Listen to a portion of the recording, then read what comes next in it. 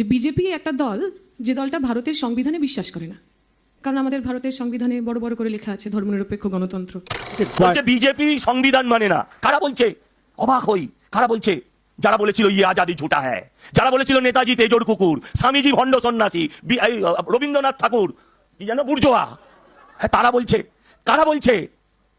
যারা বলেছিল সংসদ হচ্ছে শুয়োরের খোঁয়ার, আর সেখানে ঢোকার জন্য ছটপট ছটপট করছে, এখন ঢুকতেই পারছে না। আর রাজা রামমোহন রায় যখন সতীদাহ প্রথা বন্ধ করতে চাইছিলেন, তাদের যারা আটকে ছিলেন সেই কোনো মৌলবাদীদের মধ্যে আমরা পার্থক্য করি না।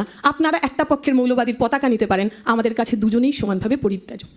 বললো মৌলবাদের কথা, ঠিকই বলেছেন যে ওরা মৌলবাদের বিরুদ্ধে খুব বিরাট ব্যাপার।